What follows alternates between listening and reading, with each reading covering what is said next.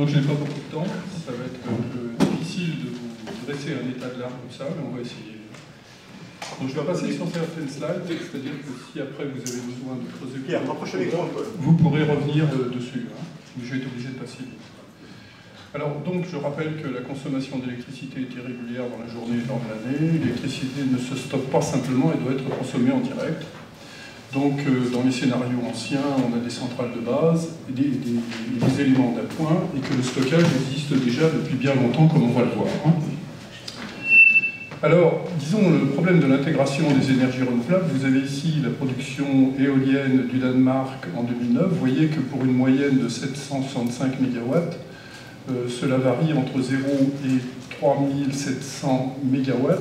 Ce qui veut dire qu'il faut être capable d'accommoder tout cela, ce qui montre quand même le défi du stockage de l'énergie à partir du moment où ces énergies-là vont devenir très importantes. Alors, il existe, le stockage est une solution, mais il en existe d'autres. En cas d'excès, on peut exporter, on peut débrayer les sources, comme on en a parlé, et on peut stocker. En cas d'insuffisance, on peut importer, utiliser des moyens de backup, comme des turbines à gaz, ou déstocker. Dans tous les cas, renforcer les réseaux et piloter l'offre et la demande. Donc le stockage, ce n'est qu'un petit élément dans tout ça. Alors, l'électricité ne se stocke pas directement, mais peut l'être à partir d'une transformation réversible en un potentiel dont je vais vous parler maintenant. Alors, le stockage d'électricité, comme on va le voir, il est déjà largement employé dans le monde, de manière massive pour lisser les grands déséquilibres offre-demande, arbitrer sur les prix en réserve, et de manière plus diffuse en secours, en régulation court terme, etc. Mais c'est la première partie dont je vais vous parler. Donc, les transformations réversibles, c'est donc électricité donne un potentiel, donne électricité. Ce sont les stations de transfert d'énergie par pompage, qui sont de très loin les plus importantes. Ensuite, l'air comprimé et les batteries électrochimiques. Mais ensuite, on peut ne pas faire une transformation complètement réversible et transformer l'électricité en un vecteur énergétique comme l'hydrogène et le power to gas, la chaleur ou le froid, et utiliser directement cette énergie sans forcément la retransformer en électricité. Alors, les stations de transfert d'énergie par pompage, c'est relativement simple. Lorsque l'on a un excès d'électricité, on pompe de l'eau vers un bassin supérieur. Et lorsque l'on a un besoin, on turbine cette eau. Alors, c'est actuellement 99% de la puissance de stockage stationnaire installée dans le monde. Le rendement est élevé, 75 à 85%, et si l'investissement est élevé, par contre, il s'amortit sur un temps très long, et on a des potentiels de très grosses unités, jusqu'à 3 gigawatts dans le monde. Par contre, il y a des petits inconvénients, ou même des gros. D'abord, il n'y a pas partout des montagnes. Hein. L'empreinte environnementale est importante. L'acceptabilité sociale n'est pas toujours évidente. Hein. Et il y a raréfaction des sites en France et en Europe. En France, pour savoir, la capacité installée est de l'ordre de 4,3 gigawatts et fournit un peu plus de 1% de la production électrique française. Alors, la messe n'est pas dite, il existe d'autres technologies, la technologie d'air comprimé par exemple. Donc là, dans ce cas-là, c'est un petit peu comme la technologie gravitaire. Lorsque l'on a un excès d'électricité, on comprime de l'air, et lorsque on a besoin de la récupérer, on le turbine. Alors, c'est ce qu'on appelle un Compressed Air Energy Storage, KS.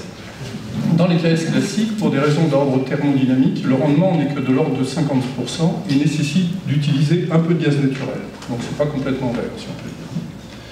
Les sites géologiques sont complémentaires des steppes, c'est-à-dire que si on dispose d'un site géologique comme une caverne saline, le coût de stockage est du même ordre que celui des steppes, avec une moindre empreinte environnementale. Donc, par contre, s'il faut créer la caverne, c'est un autre prix. Hein. 2 gros systèmes dans le monde, 2 autres en cours de développement, et il existe des tentatives de s'affranchir du gaz naturel par stockage de chaleur, qu'on appelle AKS, avec un projet en Allemagne qui serait en difficulté. Alors enfin, l'autre grand domaine, c'est celui des batteries. Le principe, c'est une réaction électrochimique réversible. Alors, en stationnaire, on peut utiliser les mêmes systèmes de batteries que ceux qu'on a l'habitude d'utiliser, comme le plomb, le lithium et autres, hein, qui sont un petit peu adaptés. Par contre, on dispose aussi de batteries qui ont été spécialement conçues, comme le sodium-soufre ou les batteries à circulation.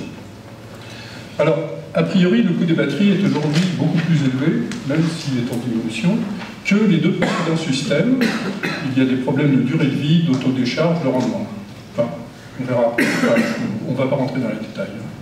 Toutefois, leur souplesse d'utilisation est beaucoup plus grande. Ils s'adaptent rapidement, ils s'adaptent instantanément aux fluctuations offre-demande s'ils sont bien dimensionnés, et ils n'ont pas de contraintes d'implantation. Par contre, leur développement massif nécessitera de grandes quantités de matériaux. Ils sont déjà bien utilisés dans les réseaux restreints ou en autonomie. Alors, attendez, voilà.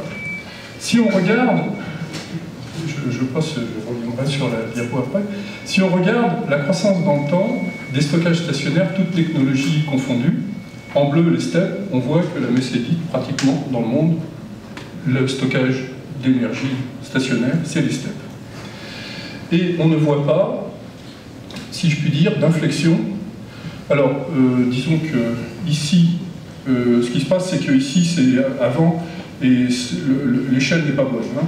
L'échelle est bonne à partir de là. On voit, grosso modo, une croissance quasiment linéaire et pas d'inflexion là, dans les années 2015.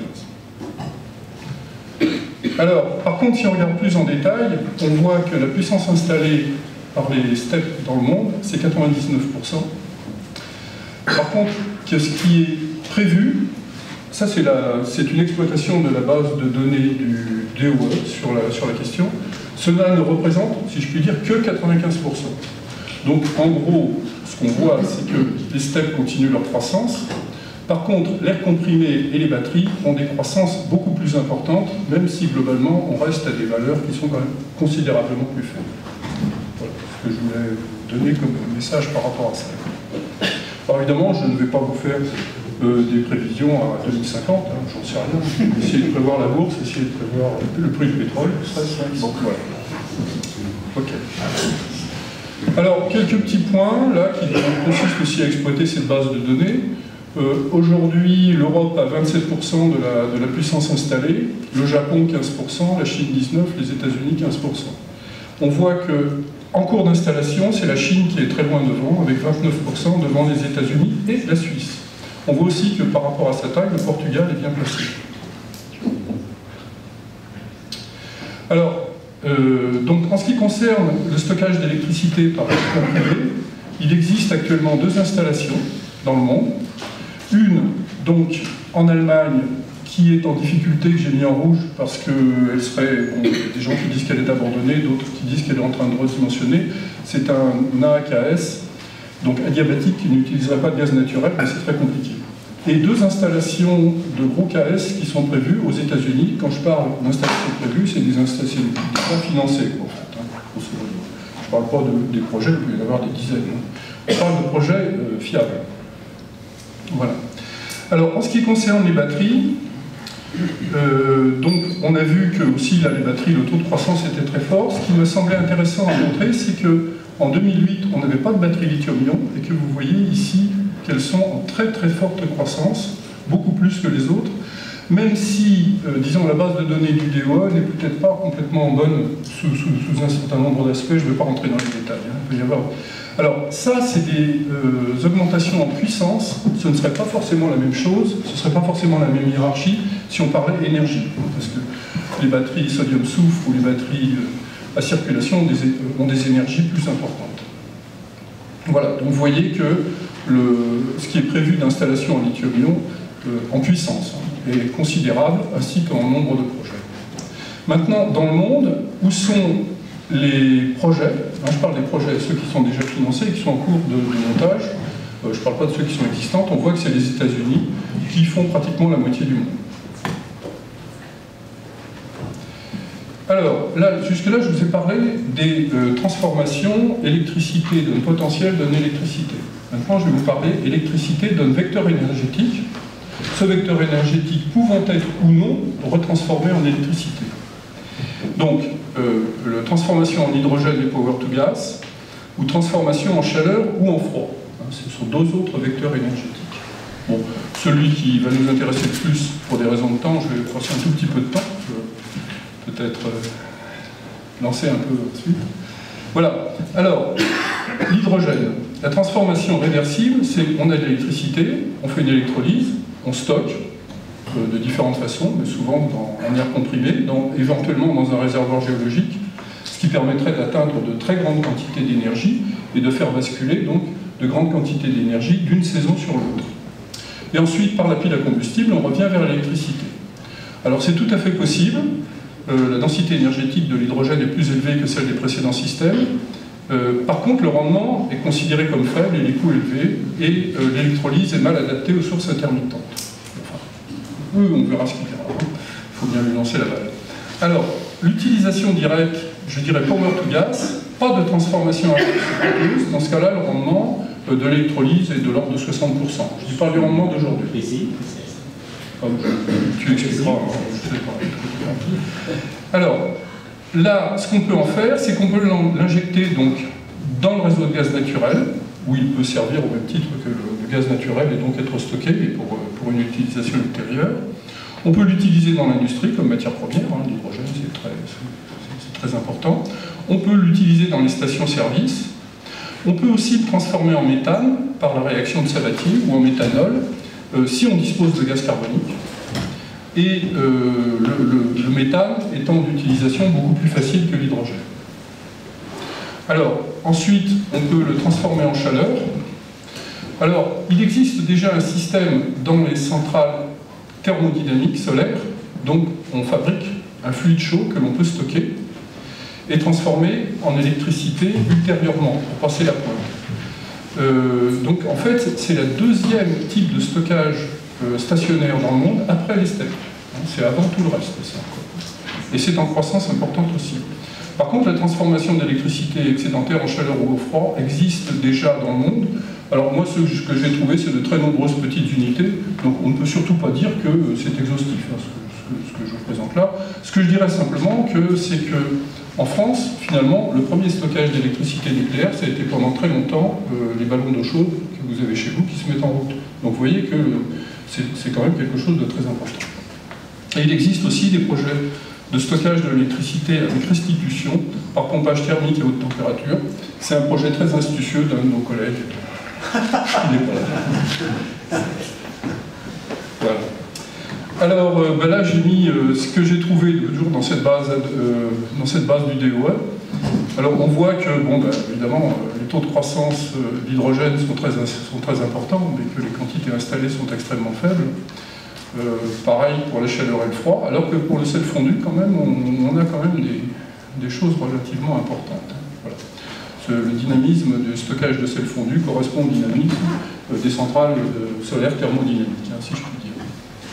Alors, très peu développé, le stockage via l'hydrogène connaît actuellement une forte progression, notamment en Allemagne. C'est l'Allemagne qui fait la championne de ce genre de choses, mais on a aussi en France un projet. Voilà. Bien. Ah oui, alors là, donc, j'avais fait une comparaison entre l'Allemagne et la France, sur ce que j'ai trouvé. On voit que, pour ce qui concerne les installations à venir, l'Allemagne est beaucoup plus dynamique que la France. Alors, ce que je voulais dire aussi, c'est que j'ai regardé le scénario 100% renouvelable de l'ADEME. Donc j'ai compris qu'il nécessitait 36 gigawatts de stockage, 17 gigawatts de stockage intersaisonnier, que je vais assimiler à du power to gas, les gas to power, ou power to power, comme tu disais, 7 gigawatts hebdomadaires en step, et 12 gigawatts intrajournaliers, selon cette étude en AKS ou en batterie. 17 gigawatts intersaisonniers, ça veut dire, on part de zéro actuellement, ça veut dire, vous voyez tout ce qu'il faut créer, c'est colossal. 7 gigawatts hebdomadaires en step, ça c'est tout à fait possible, et 12 gigawatts infrajournaliers, ça veut dire multiplier en gros ce qui existe dans le monde par 12, rien que pour la France. Ok. Bon, je vais, compte tenu du temps. Oui. Super. Merci en tout cas. C'est un sacré challenge. Le challenge continue. Marion, on va faire le point maintenant. C'est technologie métro. Essaye quand même de tenir les 10 minutes, sinon on aura moins de débat à la salle.